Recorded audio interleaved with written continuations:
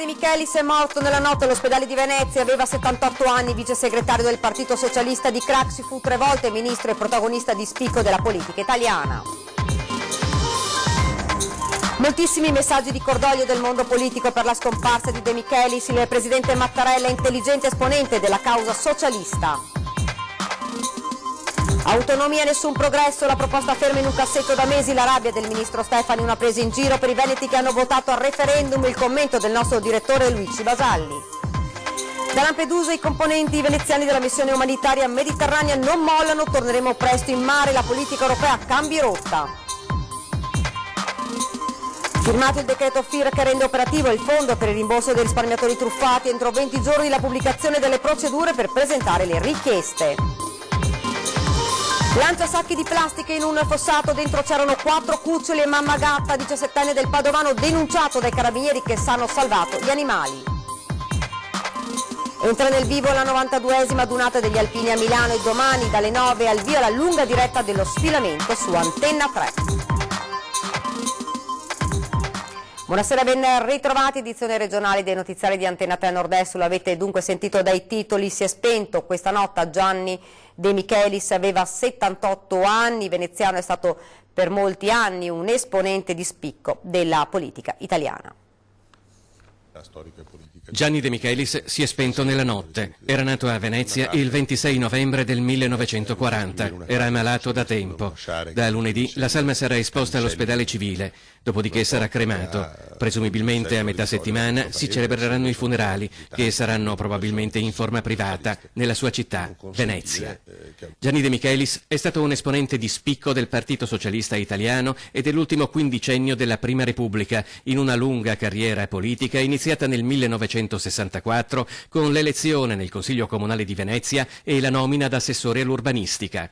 Nel 1969 è già componente della direzione socialista, ma la svolta decisiva avviene nel 1976, anno in cui De Michelis viene eletto deputato e appoggia Bettino Craxi nelle elezioni alla segreteria del partito. Negli anni seguenti diventerà un esponente di spicco della politica nazionale. Dal 1980 al 1992 è stato ministro delle partecipazioni statali, del lavoro e della previdenza sociale, vicepresidente del Consiglio dei Ministri e infine ministro degli affari esteri. La fine della carriera politica arriva col ciclone di Tangentopoli. De Michelis torna all'insegnamento universitario dal 1994 al 1999. Laureato in chimica a Padova, era professore associato all'Università di Ca' Foscari dal 1980. Ma il richiamo della politica rimane troppo forte. Nel 2009 è consulente del veneziano Renato Brunetta, allora ministro per la pubblica amministrazione nel governo Berlusconi, e nel 2011 aderisce ai riformisti italiani di Stefania Craxi. Una passione, quella per la politica, che l'ha accompagnato per tutta la vita. Come si può dire, dimostrano che si apre oggi, come si può dire, uno spazio di attenzione che renderà più facile la nostra azione, se ne avremo la capacità, se ne avremo la forza, se ne avremo il coraggio. Unanime il cordoglio del mondo politico per la scomparsa di De Michelis, Mattarella, intelligente esponente della causa socialista. Negli ultimi giorni Gianni De Michelis non riusciva più ad alimentarsi ed era stato necessario il ricovero all'ospedale del Lido di Venezia per un peggioramento delle condizioni generali di salute. Lo racconta Nereo Laroni, ex deputato socialista ed ex sindaco di Venezia. Era stato a trovarlo a casa l'ultima volta una quindicina di giorni fa, ma in quella circostanza, aggiunge Laroni, De Michelis non era già più cosciente. Commosso anche il ricordo di Maurizio Sacconi, l'ex ministro del lavoro, era legato a De Michelis da una stretta amicizia e militanza nel PSI. Sacconi ricorda la capacità di De Michelis di coniugare l'azione pubblica con una visione di lungo periodo. De Michelis aveva una conoscenza larga che alimentava continuamente sia con la lettura che con l'esperienza, e questo lo portava ad avere visioni straordinarie, a prevedere, come recentemente ha ricordato Boris Johnson, a prevedere con circa 30 anni di anticipo la grande invasione migratoria, sollecitando quindi l'Europa ad investire nello sviluppo dei paesi della sponda sud del Mediterraneo. Una visione politica e amministrativa di lungo periodo riconosciuta anche dall'attuale sindaco di Venezia. Grande statista, indubbiamente la parola statista a Gianni De Michelis gli va tributata tutta, perché se è vero che l'aeroporto, per esempio, cito una cosa concreta, è stato poi alla fine progettato da Pellicani, è vero che dietro c'era la forza di Gianni De Michelis. Se abbiamo avuto il passante, è vero che è stato finanziato da una serie di governi, per cui però di fatto c'è stata la forza politica di quello che è stato Gianni De Michelis. Se abbiamo avuto una crescita anche del Veneto, un ruolo internazionale di Venezia, è stato grazie anche a Gianni De Michelis. La scomparsa di Gianni De Michelis segue di pochi mesi quella del fratello Cesare, editore, figura di primo piano nel mondo della cultura. Cordoglio per la scomparsa di Gianni De Michelis è stato espresso anche dal presidente della regione Luca Zaia. È una persona che ha segnato la storia di questo territorio, è stato ministro, ha scritto, scrittore. Mi spiace la notizia, peraltro ce l'abbiamo avuto pochi istanti fa. Non posso che portare questo ricordo, che è un ricordo pubblico. Io non l'ho mai conosciuto poi di fatto personalmente, però posso dire assolutamente che è una persona che comunque ha segnato la storia del Veneto. Parliamo ora di autonomia. Il ministro vicentino Erika Stefani oggi a Brendolo ha detto più volte che le lungaggini in Parlamento sull'autonomia del Veneto non fanno bene a nessuno, colpa della campagna elettorale ma anche degli alleati di governo, i 5 Stelle. Autonomia del Veneto, difficile stimare i tempi per la definitiva assegnazione. Il fascicolo è da mesi sul tavolo del Premier Conte, non aiutano l'autonomia, la campagna elettorale e, a detta del ministro vicentino Erika Stefani, anche l'atteggiamento degli alleati di governo. Io vedo purtroppo delle dichiarazioni, ma lo dico, vedo purtroppo, perché con questi signori e anche colleghi non abbiamo mai avuto un confronto diretto, non mi hanno mai offerto l'occasione di un confronto diretto. Io ho una proposta che è giacente sui tavoli del Presidente Conte ormai da mesi e dove vi sono dei nodi politici che sono stati sciolti. Vedo che se ne tratta più sui giornali che non sui tavoli del Consiglio dei Ministri. Che mi venga detto che se ci sono delle perplessità, almeno che mi si dica qual è la proposta alternativa. Il tempo passa e del decreto legge sulle autonomie regionali nelle aule di governo e Parlamento non si parla, lo si fa invece fuori dalle aule, dice la Stefani, in modo inutile e dannoso. Non fa bene una lungaggine del genere su un tema come quello dell'autonomia. L'autonomia è stata richiesta in Veneto e Lombardia dalla gente tramite un referendum, è stata richiesta poi da regioni, moltissime regioni. Le continuo a citare: il Piemonte, la Liguria, l'Emilia Romagna, la Toscana, l'Umbria, le Marche, la Campania. Deve essere trattata, non si può far finta che il problema e la questione non esista. Le imminenti elezioni europee rallentano ancora di più il passo all'autonomia. In campagna elettorale la si definisce perfino discriminante per le regioni del Mezzogiorno. Cercare di fomentare appunto al puro fine di raccogliere i voti la gente del sud contro la gente del nord, signori, è sbagliato. La gente del sud ha il diritto di avere servizi, ha diritto a che la politica e l'amministrazione utilizzi risorse in modo adeguato. Ed ora sentiamo il commento del nostro direttore Luigi Bacialli. Cara Ministra Stefani, comprendiamo la sua rabbia e la sua indignazione. Sono passati 570 giorni da quel 22 ottobre del 2017, quando 2.328.000 veneti andarono a votare compatti per l'autonomia. Un anno e mezzo di parole a vanvera, di melina, di scuse, di pretesti, di silenzi assordanti, perché lei dopo un grande lavoro straordinariamente efficace con il solo appoggio della consulta del Presidente Zaia ha cercato di arrivare al traguardo, ha tentato in tutti i modi di smuovere gli scettici, coloro che strumentalmente comunque a prescindere si oppongono all'autonomia, che non la vogliono, adducendo ragioni davvero sconcertanti a volte, sostenendo che la secessione dei ricchi e altre balle di questo genere. Ha fatto di tutto e per questo lei avrà sempre la stima nostra e di tutti i veneti. Però ci sono i muri di gomma e contro i muri di gomma, le barriere insormontabili, si può davvero fare poco. Sono passati 570 giorni e siamo al punto di partenza. Anche recentemente lei è stata dal primo ministro Conte, che si è limitato ad ascoltarla senza dare alcuna risposta, rimandando ad un prossimo Consiglio dei Ministri, alle calende greche, così i ministri dei 5 Stelle, tutti lì a guardarla anche con una certa diffidenza e forse anche con sguardi beffardi, sapendo che il loro scopo è quello proprio di mettere i bastoni tra le ruote e ostacolare questo progetto. Allora io vorrei darle un suggerimento molto modesto. Credo che questo comportamento nei suoi confronti, ma anche nei confronti di tutti i veneti che hanno creduto e credono nell'autonomia, sia offensivo, sia inqualificabile, proprio la freddezza, l'indifferenza, il cinismo con cui si tenta di fermare il risultato di un referendum popolare di queste dimensioni. 80 stadi di San Siro, abbiamo detto tante volte, sono andati a votare, no? Pensate quanta gente. E allora posso darle un consiglio amichevole? Si dimetta, vada dal presidente Conte e da tutti i cialtroni che l'hanno presa in giro e consegni loro una bella lettera, una lettera di dimissioni, dove lei dice: va bene, non mi volete, continuate a prendermi per i fondelli insieme a tutti i veneti, me ne vado. Lei sbatta la porta, esca di lì e vedrà che tornerà vincitrice nel momento in cui questo governo cadrà, perché prima o poi dovrà cadere, e tutti coloro che l'autonomia non l'hanno voluta, compresa la battaglia di Salvini a tutela del meridione di un partito nazionale che quindi le ha portato ovviamente degli svantaggi, dovranno ricredersi. La stima attorno a lei crescerà e lei continuerà comunque a stare sulla cresta dell'onda e comunque sarà ricordata come una politica che ha reagito dignitosamente ai volgari tentativi di fermare l'autonomia. Segua il nostro consiglio, se crede. Noi aspettiamo i suoi riscontri e la salutiamo affettuosamente. Grazie Ministro, buon lavoro e in bocca al lupo.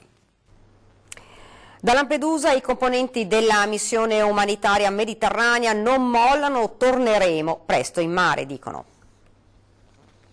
È un provvedimento ingiusto, un provvedimento che ha come unico obiettivo quello di provare a fermare chi salva vite in mare. Così il veneziano Beppe Caccia, componente dell'equipaggio della missione mediterranea, ha commentato oggi pomeriggio da Lampedusa il sequestro della nave Mare Ionio. Un sequestro che, come riferisce Caccia, è stato notificato all'equipaggio alle 20:45 di ieri sera, dopo che la nave, giovedì pomeriggio, aveva salvato 30 persone in difficoltà in mare, tra cui anche 2 donne incinte e una bimba di appena 2 anni. In un paese dove dovrebbe vigere lo Stato di diritto è la magistratura che decide sequestri e atti giudiziari, non certo una forza di polizia sulla base delle richieste del governo. Caccia rivendica l'assoluta correttezza delle azioni operate dalla Mare Ionio. Questo nuovo sequestro preventivo per la Mare Ionio rappresenta tutt'altro che un passo da Dio. La nostra unica preoccupazione in questo momento è riuscire a tornare presto in mare. Ci sono centinaia di donne, bambini, uomini che stanno affrontando il mare a bordo di gommoni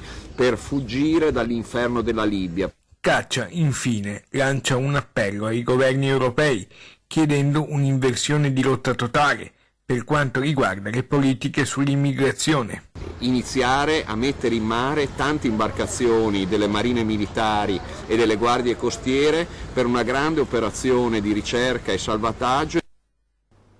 Ed ora una buona notizia: ha firmato il decreto FIR che rende operativo il fondo per il rimborso dei risparmiatori truffati.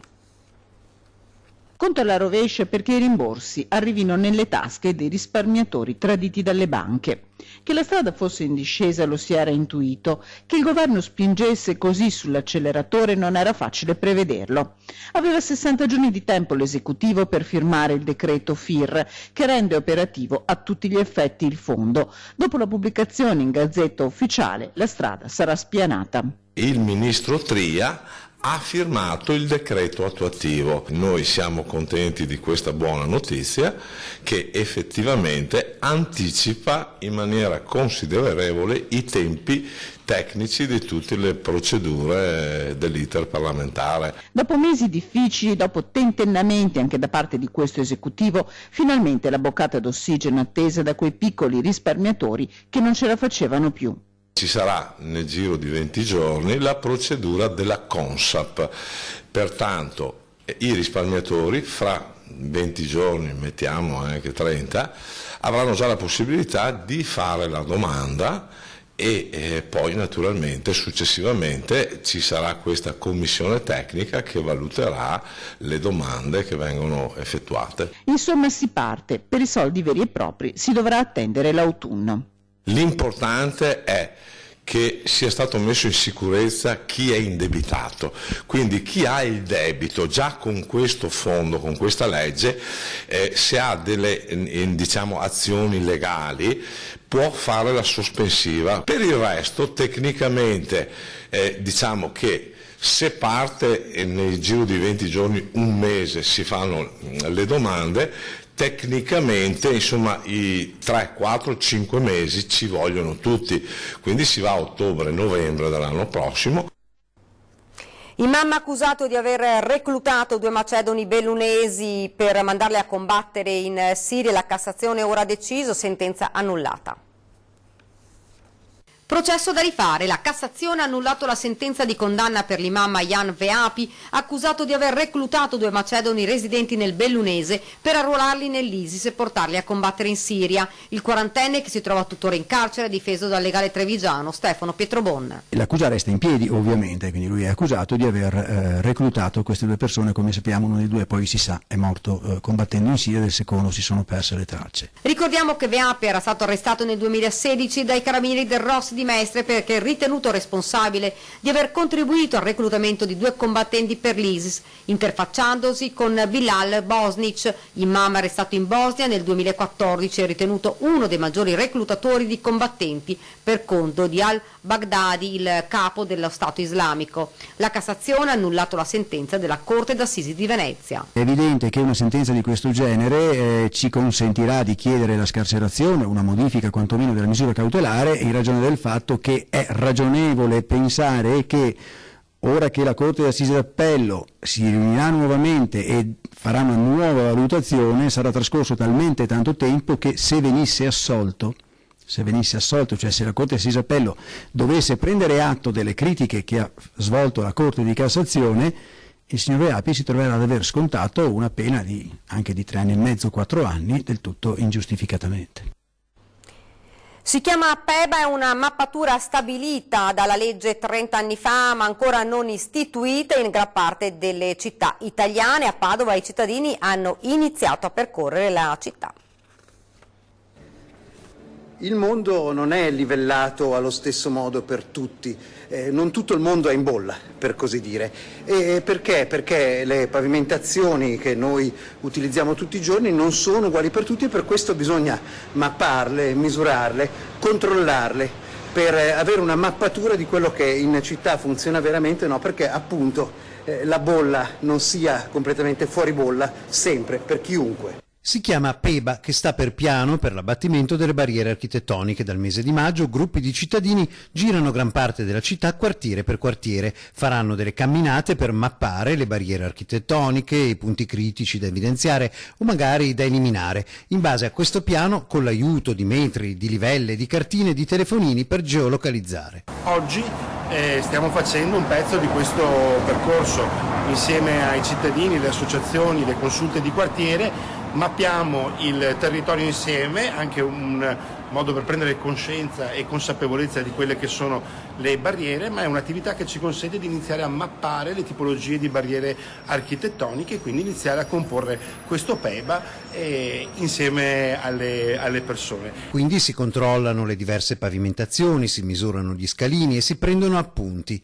Qui siamo in centro, ma nei quartieri periferici la situazione è talvolta più complicata e bisogna essere abituati per vedere quello che di solito non si noterebbe. Questo è un esempio di un attraversamento pedonale perfetto dal punto di vista della disabilità motoria perché è raso, non ci sono scalini, non ci sono problemi da quel punto di vista. Per la disabilità sensoriale non ci sono gli elementi per riconoscere che è un attraversamento, quindi manca una pavimentazione tattile per esempio. Ovviamente non basta la mappatura e non bastano gli interventi dell'amministrazione pubblica, ma per esempio il non parcheggiare sul marciapiede in prossimità di un passaggio pedonale potrebbe aiutare. Qui c'è l'acciottolato, quindi ovviamente è impossibile, questa è la parte corretta su cui andare, nessun problema, non c'è niente da mappare, ma poi si arriva qui e qui c'è poco da fare, qui non è una questione di mappare, ma è semplicemente una questione di educazione dei cittadini. Camminare, prendere nota, poi studiare gli interventi da fare, dopo avere campionato una gran parte di città.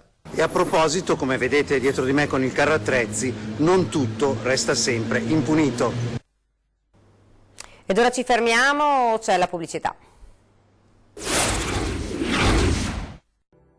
Siamo tornati in studio ed ora una brutta storia ma con un lieto fine. Aveva lanciato in un fossato un sacchetto di nylon con dentro un cucciolo di gatto di pochi giorni ed era pronto a lanciarne un secondo che conteneva altri 3 piccoli con la mamma gatta. I carabinieri lo hanno bloccato e hanno recuperato anche gli animali mettendoli in salvo. L'autore del gesto è un 17enne della provincia di Padova. Il ragazzo raggiunto dai militari li ha aggrediti, è stato denunciato oltre che per maltrattamento di animali anche per oltraggio a pubblico ufficiale. Atteso il momento a Milano che ha visto la bandiera di guerra sfilare, quest'anno è toccata alla bandiera appartenente al 5° Reggimento Alpini.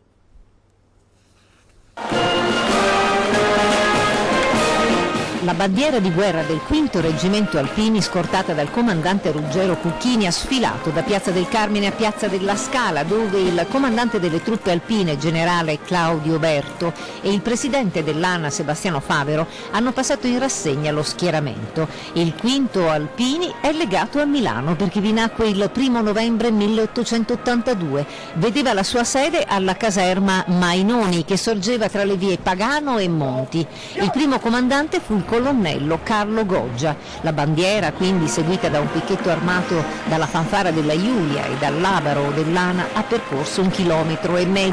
Da Piazza del Carmine ha raggiunto Piazza della Scala, gremita di vessilli, gagliardetti delle sezioni e dei gruppi dell'Associazione Nazionale Alpini. Tra le penne nere era presente il reduce di Russia, Eugenio Rossi, classe 1923. Nel suo intervento anche il sindaco Giuseppe Sala ha ringraziato gli alpini, portatori di valori di devozione, altruismo, generosità, sentimenti che non sembrano essere attuali ma che sono fondamentali per la nostra comunità, ha detto. Ha lodato il lavoro dei volontari della Protezione Civile ANA a Rogoredo e al Parco Lambro. È questo lo spirito che dovrebbe animare tutti i cittadini del presente e del futuro, e ha chiuso: se rinasco voglio fare la naia negli alpini. La bandiera del 5° Alpini ha lasciato quindi lo schieramento e ha raggiunto Palazzo Marino, dove sarà custodita durante tutta la donata.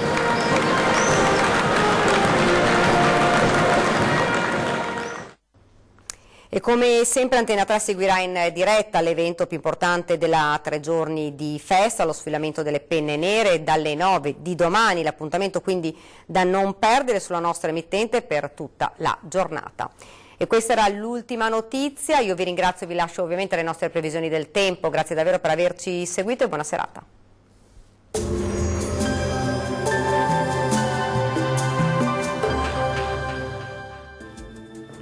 Ben ritrovati al meteo. Sarà una domenica all'insegna del maltempo sulle nostre regioni, ma diamo uno sguardo più approfondito alla situazione del 12 maggio. Sul Veneto avremo precipitazioni sparse ma piuttosto frequenti un po' ovunque e localmente potranno essere anche di moderata intensità. Andrà via via migliorando in nottata. Temperature minime tra 9 e 13 gradi, massime tra 14 e 17 gradi. Spostiamoci ora sul Friuli Venezia Giulia, dove la giornata risulterà ancora perturbata sin dal mattino con precipitazioni diffuse e localmente anche di moderata intensità. Temperature minime tra 11 e 13 gradi, massime oscillanti invece tra 14 e 16 gradi. Diamo infine uno sguardo al Trentino Alto Adige e anche qui il tempo sarà spiccatamente instabile su tutta la regione con precipitazioni temporalesche piuttosto diffuse, qualche pausa più asciutta solamente sui settori settentrionali. Vediamo infine anche le temperature, le minime saranno comprese tra 10 e 11 gradi, massime sui 18 gradi. Bene, dal meteo di Antenna 3 per ora è tutto, vi do appuntamento al prossimo aggiornamento, arrivederci.